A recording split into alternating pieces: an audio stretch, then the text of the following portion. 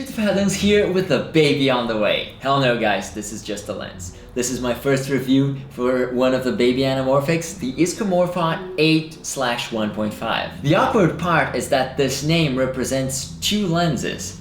They're both tiny, they're both by Isco, but the one I'll be talking about today is the fixed focus version, which works by focusing with your taking lens. As the name states, this is a 1.5 stretch lens, a trademark of Isco Optics, and a super tiny lens weighing 60 grams. Fortunately, it has front threads, tiny 30.5mm threads, and it usually comes with two diopters, which are way too strong at +2 and +4. The rear threads are non-standard, but I already made a video about how to mount these and align them using Rapido clamps. This one was originally meant for Super 8 film cameras, so the tiny lens size was not a problem, but when using this with full frame on the A7s II, I had to go with the 2.2 crop mode, meaning that this is not a lens that's best suited for full frame or large sensor cameras, being a much more suitable alternative for smaller sensors such as micro four thirds.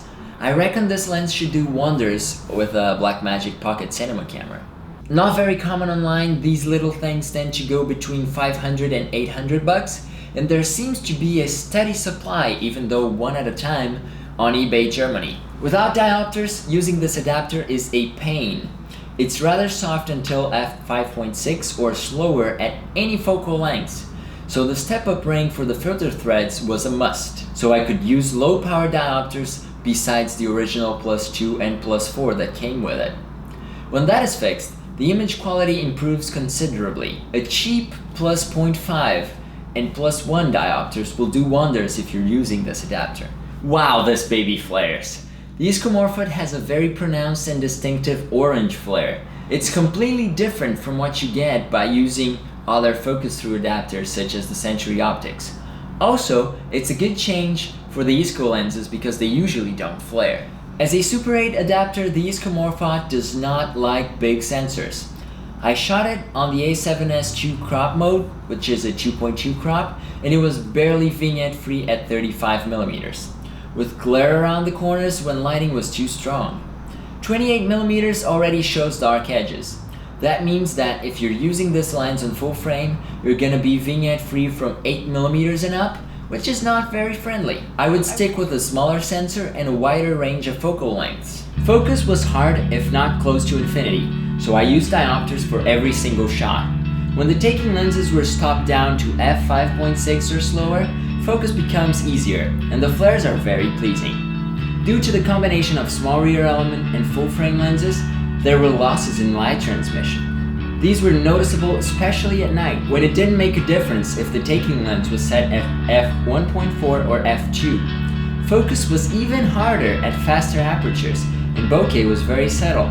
Again, the flares were still awesome. This was the first lens that I wished I had a small sensor camera so I could achieve its full potential. I guess I just can't handle babies in my life right now.